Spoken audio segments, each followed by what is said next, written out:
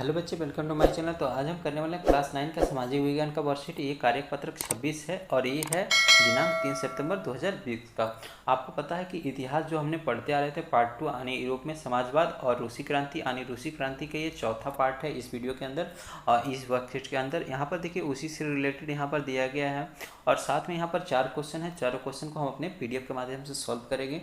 तो चलिए सबसे पहले उसको देख लेते हैं क्या है। तो बच्चे, अगर जो उससे पहले आपको बताया था मेरे चैनल को अभी तक आपने सब्सक्राइब नहीं कर रखे हैं तो मेरे चैनल को सब्सक्राइब कर लें, साथ साथ में बेल आइकन को भी दबा लें जिससे कि मेरा वीडियो आप तक पहुंच सके। ठीक है, तो यहाँ पर देखिए दिया गया है अक्टूबर 1917 की क्रांति के बाद, यानी आपको पता है कि अक्टूबर 1917 यानी 17 रूसी क्रांति जो हुआ था 1917 में हुआ था, उसके बाद बोला जा रहा है। ठीक है, तो यहाँ पर बोला जा रहा है संविधान सभा के चुनाव में बोल्शेविक को बहुमत नहीं मिला, लेकिन लेनिन के नेतृत्व में संविधान सभा भंग कर दी गई तथा अखिल रूसी सोवियत कांग्रेस के संसद का दर्जा दे दिया गया, जिससे बोल्शेविक पार्टी की एकमात्र राजनीतिक दल के रूप में चुनाव लड़ने का पात्र बन गई। आपको पता है कि ये बोल्शेविक पार्टी जो होता था यानी ये बहुमत में होता था, बहुमत में माना जाता है था, और ये जो है जब चुनाव हुआ तो इससे क्या हुआ, बहुमत नहीं मिल पाया। ठीक है, इससे क्या हुआ, इसके बावजूद भी यानी लेनिन ने क्या किया, अपने नेतृत्व में संविधान सभा का यानी एक तरह से भंग कर दिया गया और साथ में क्या किया तथा अखिल रूसी सोवियत संघ कांग्रेस की एक तरह से संसद यानी पार्लियामेंट की दर्जा दे दी गई। ठीक है, और बोल्शेविक पार्टी अब क्या रह गया, एकमात्र राजनीतिक दल रह गया अन्य चुनाव में लड़ने के लिए। ठीक है, तो यहाँ पर देखिए आगे जो दिया गया है, यहाँ पर है रूसी गृह युद्ध, यानी गृह युद्ध के बारे में यहाँ पर दिया गया है। तो जमीनों के किसानों के बीच बंटवारे के बाद यानी यहाँ पर हमें पता है कि जब लड़ाई हुआ यानी रूसी क्रांति हुआ तो उसमें क्या हुआ, राजा और जो भी और भी राजा के पास में जो ज़मीनें थे, जो बड़े बड़े किसानों के पास ज़मीनें थे, जो ज़मींदारों के पास ज़मीनें थे, तो ये सारा से क्या हुआ, ज़मीन छीन लिया गया यानी सारा ले लिया गया। तो इस ज़मीनों को क्या किया गया, तो ज़मीनों को किसानों में बीच बंटवारे के आदेश से रूसी सेना सिपाहियों जो अधिकतर किसान के ही थे यानी जो वो जो ज़मीन था किसानों और मजदूरों में बांटने का वादा मतलब एक तरह से निर्णय लिया गया।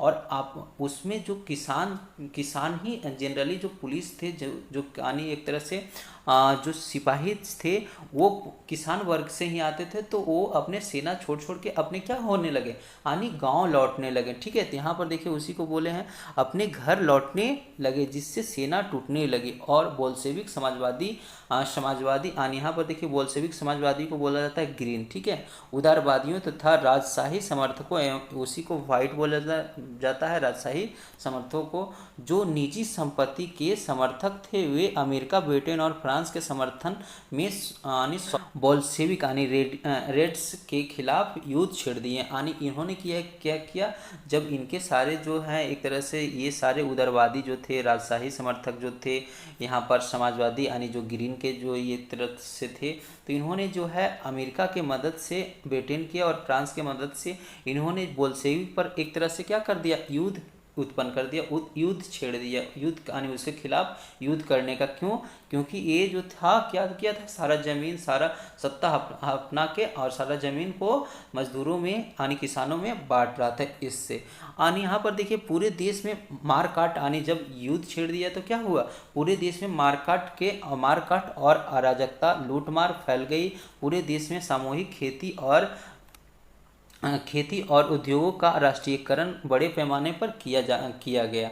ठीक है, तो इससे क्या हुआ कि अब क्या हुआ कि ये जब मार्केट ये सारा जब अराजकता फैल गया एक तरह से, तो ये जो खेत था, जो उद्योग था, उसको राष्ट्रीयकरण यानी एक तरह से नेशनलाइजेशन किया जाने लगा, जिससे क्या हुआ, मजदूर लोग भी जो थे, छोटे छोटे जो किसान वर्ग थे, उन्होंने भी क्या किया, सरकार के खिलाफ एक तरह से होके और इन्होंने उसके खिलाफ एक तरह से ये सारे रेडिकल ये बोल्शेविक यहाँ पर उदारवादी और राजशाही के साथ में मिलकर युद्ध में इन्होंने भी कूद गया और साथ देने लगे। यहाँ पर देखिए पूरे देश में छोटे किसानों और मजदूरों के समर्थन क्रांति को मिलने लगा, यानी उसी क्रांति में ये सारे छोटे छोटे जो किसान थे मजदूर से उनके समर्थन मिलने लगे।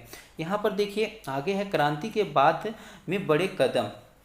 अब जब क्रांति हुआ तो क्या बड़े कदम उसके बाद हुआ, तो यहाँ पर देखिए गिरती अर्थव्यवस्था को संभालने और विकास सुनिश्चित करने के लिए बड़े पैमाने पर केंद्रीकृत आर्थिक नीतियाँ तथा योजना बनाई गई, जिनमें 5 वर्षीय योजना बनाना सबसे महत्वपूर्ण नीति थी।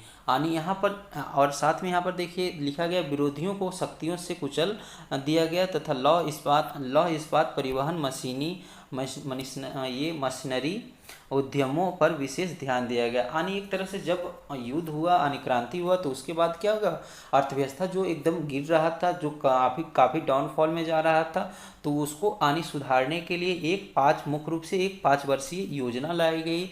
आप भारत में भी जानते होंगे नीति आयोग के पहले 5 वर्षीय योजना चलता था, तो उसी प्रकार के और भारत में भी इसी से देखते हुए भारत में लाया गया। ठीक है, तो इसको जो है साथ साथ में यहाँ पर क्या किया गया, एक तरह से विरोधियों को एकदम सख्ती से कुचल दिया गया और इस्पात में, परिवहन में, मशीनरी में, उद्योग में इसमें विशेष ध्यान दिया गया। यानी इसे बढ़ावा दिया गया कि बेरोजगार इससे बढ़ सके, यानी लोगों के रोजगार मिल सके। यहाँ पर शिक्षा को सभी प्रकार के विकास का आधार मानते हुए प्राथमिक शिक्षा से लेकर उच्च शिक्षा के साथ साथ व्यावसायिक शिक्षा पर यहाँ पर बेहद ध्यान दिया गया। यानी एक तरह से प्राथमिक शिक्षा से लेके यानी व्यावसायिक शिक्षा तक उच्च शिक्षा सारे इस पे ध्यान दिया गया। लेनिन ने अपने यहाँ पर साम्यवादी विचारों को सभी तक पहुँचाने और अधिकारों और राष्ट्र के प्रति कर्तव्य को प्रति जागरूकता करने के लिए शिक्षा को अनिवार्य किया। यानी एक तरह से इन्होंने अपने विचार को क्या किया, अपने विचार यानी साम्यवादी जो विचार था उसे फैलाने के लिए इनका मन में यही एक विचार सूझा कि लोगों को जब शिक्षा मिलेगी तो उससे मेरे मतलब एक तरह से साम्यवादी का मतलब समझेंगे और लोग इसे अपनाना शुरू करेंगे। ठीक है, यहाँ पर देखिए दिया गया मजदूरों के लिए आवास और महिलाओं के लिए वालवाड़ी। यानी आपको पता है कि मजदूर जो यानी महिला जो थे वो काम पहले उसकी इतनी अच्छी स्थिति नहीं थी कि वो काम पे जाया जा सके और उनके एक तरह से वेतन भी जो था क्या था, काफ़ी कम मिलता था। लेकिन ये क्या किया, इन्होंने क्या किया कि बड़वारी यानी एक तरह से जो उनके बच्चे होते हैं उनके रख रखाव के लिए यहाँ पर खोला गया, साथ में समान वेतन किया गया, यानी पुरुषों के तुलना में ही समान किया गया। ठीक है, का प्रावधान किया गया, ये इस तरह से था। आगे देखिए यहाँ पर दिया है लेनिन के बाद शासन करने वाले स्टालिन ने और अधिक सख्ती से साम्यवादी विचारों को लागू किया। यानी जब लेनिन के बाद जो स्टालिन आए उन्होंने क्या किया, और भी सख्ती से साम्यवादी विचार को लागू किया। 1917 के बाद अकाल के स्थिति में नियंत्रित कीमतों के कारण किसानों और सरकार के बीच टकराव हुआ। यानी जब 1927 में एक अकाल पड़ा, ठीक है, उसके बाद अकाल 27-28 में कहें तो ये काफ़ी एक बहुत बड़ा व्यापक अकाल पड़ा, जिससे क्या हुआ, यानी किसान लोग, मजदूर लोग जो थे वो एक तरह से यानी जो सामान खरीदने लेके लालायत थे, यानी एक तरह से उनके खाने की चीज़ नहीं थे और ऊपर से क्या था, जो मूल्य था क्या था, एकदम निर्धारित था, यानी नियंत्रित था, उसमें कोई गिरावट नहीं हो रहा था। तो इससे सरकार के लेके क्या हुआ, लोगों में गुस्सा हुआ, लोग यानी एक तरह से उसके सरकार के खिलाफ हो गए।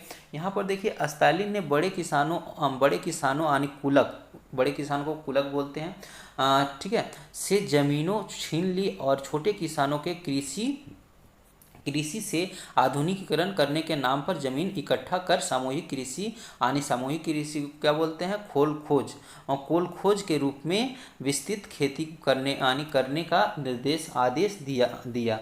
तो इन्होंने क्या किया कि जो था बड़े किसान के पास जो जिसको कुलक बोलते हैं उससे सारा ज़मीन ले लिया गया, साथ साथ में छोटे किसान से भी इस नाम पे ज़मीन ले लिया गया कि आधुनिकीकरण के नाम पे, ठीक है, उसके नाम पे ले लिया गया और साथ में सारा खेत को क्या किया गया, आपस में मिला के एक विस्तृत खेती करने के लिए यानी बड़े पैमाने पर खेती करने के लिए लोगों को अलग से मतलब एक तरह से लोगों को साथ काम करने के लिए करने के लिए कहा गया।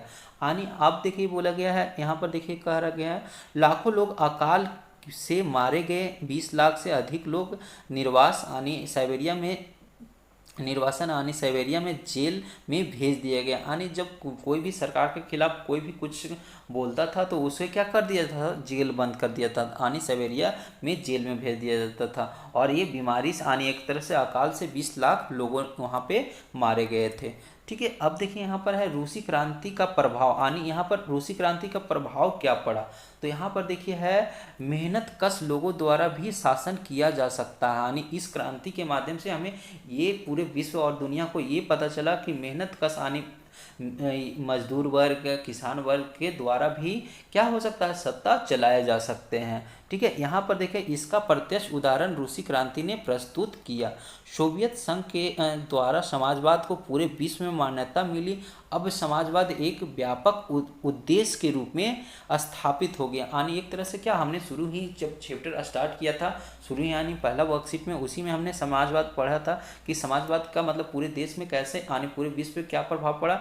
तो क्या था कि जब वो क्रांति यानी जब लोग आपस में साथ यानी किसान भी, कामगार भी, व्यापार जो छोटे छोटे कामगार करने वाले सारे आपस में इकट्ठा होके क्या किए, लोग सरकार के खिलाफ हो गए और उसी को क्या बोला गया, समाजवाद बोला गया। ठीक है, यानी सामाजिक कामों से मिला समाजवाद। आगे देखते हैं यहाँ पर है समाजवाद के लिए मार्क्सवाद, लेनिनवाद और स्टालिनवाद ने नए यानी ये देखिए अब क्या है, मार्क्सवाद क्या होता है, तो कार्ल मार्क्स आप नाम सुने हैं, उन्हीं के विचारों को यहाँ मार्क्सवाद बोला जाता है। लेनिन नाम सुने, लेनिन जो कि इसमें चैप्टर में भी है, तो उनके विचारों को लेनिनवाद कहा जाता है। और स्टालिन अभी जो पढ़ रहे थे, स्टालिन के विचारों को स्टालिनवाद कहा जाता है। ने अपने उपायों और तरीकों के लिए मार्ग दिखाया, यानी एक तरह से इन्होंने क्या किया, समाजवाद के लिए यानी समाजवाद इन सारे के विचारों को माध्यम से क्या एक तरह से समाजवाद का मार्ग दिखाया गया। हमारे देश के संविधान में भी समाजवाद लाने की बात कही गई है, यानी हमारा जो कॉन्स्टिट्यूशन है यानी इंडिया का जो संविधान है, इसमें भी क्या किया गया है, समाजवाद लाने की यानी उसकी एक तरह से बतलाने कुछ कुछ तो प्रावधान समाजवाद से रिलेटेड भी है, तो उसे लाने की बात कही गई है इंडिया के संविधान में। तो अब देखिए चलिए क्वेश्चंस करते हैं अपने पीडीएफ के माध्यम से। हाँ देखिए पहला क्वेश्चन है, रूसी क्रांति के बाद रूस में गृह युद्ध होने का क्या कारण थे। तो इसका आंसर हम करेंगे इस रूप में, चुनाव में बोल्शेविकों को बहुमत नहीं मिलने के बावजूद लेनिन संविधान सभा को भंग कर दिया तथा आखिर रूसी सोवियत कांग्रेस को संसद का दर्जा दे दी गई, जिससे बोल्शेविक एकमात्र राजनीतिक पार्टी चुनाव लड़ने का पात्र रह गया। साथ ही पूरे देश में सामूहिक खेती और उद्योगों का राष्ट्रीयकरण बड़े पैमाने पर किए जाने के कारण छोटे किसान और मजदूर को साथ लेकर गैर बोल्शेविक समाजवादी, उदारवादी और राजशाही समर्थकों ने अमेरिका, ब्रिटेन, फ्रांस के समर्थन से बोल्शेविकों के खिलाफ युद्ध छेड़ दिया, जिससे पूरे देश में मारकाट, अराजकता, लूटमार फैल गई, जिसके कारण से पूरे देश में गृह युद्ध की स्थिति उत्पन्न हो गई। तो इस रूप में देना पड़ेगा हमें आंसर, क्योंकि ये क्वेश्चंस ही मतलब इस तरह का है। आप देखें हैं कि इसमें कितने लंबे मतलब इसमें बताया गया, तो इसलिए बड़ा आंसर तो होगा ही। चलिए यहाँ पर देखिए दूसरा क्वेश्चन है, क्रांति के बाद अधिकतर किसान और मजदूर क्रांति के पक्षधर किन कारणों से बने। तो यहाँ पर उत्तर करेंगे, जब किसानों और मजदूरों से खेती को छीनकर सामूहिक खेती और उद्योगों का राष्ट्रीयकरण बड़े पैमाने पर किए जाने लगा, तब इन्होंने क्रांतिकारियों के पक्ष में हो गए हैं। ठीक है, तो ये हो गया आपका दूसरा क्वेश्चन का।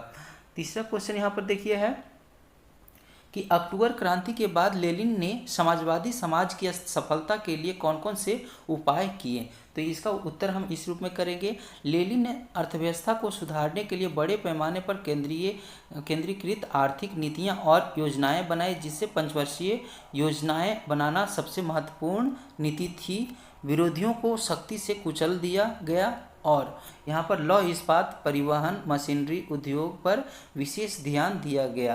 प्राथमिक शिक्षा से लेकर उच्च शिक्षा के साथ साथ व्यावसायिक शिक्षा पर ध्यान दिया।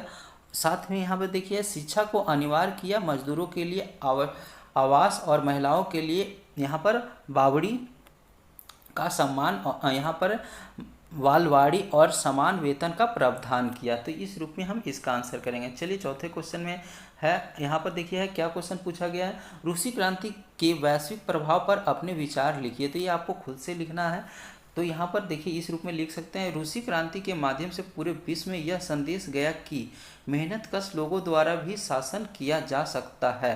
संविधान संघ के यहाँ पर देख रहे हैं, संविधान संघ के द्वारा समाजवाद पूरे विश्व में मान्यता मिली। अब समाजवाद एक व्यापक उद्देश्य के रूप में स्थापित हो गया। समाजवाद के लिए मार्क्सवाद, लेनिनवाद, स्टालिनवाद ने नए उपायों और तरीकों के लिए मार्ग दिया, जिससे हमारे देश के साथ साथ विश्व के कई देशों में संविधान में भी समाजवाद लाने की बात कही गई। तो इस तरह से आप आंसर कर सकते हैं। तो ये आपका आंसर हुआ। तो हमें आशा है कि इस वीडियो को देख के आप अपना कार्य पूरा करेंगे। तो इस वीडियो को लाइक करें, साथ साथ में मेरे चैनल को सब्सक्राइब करें। Thank you watching my video.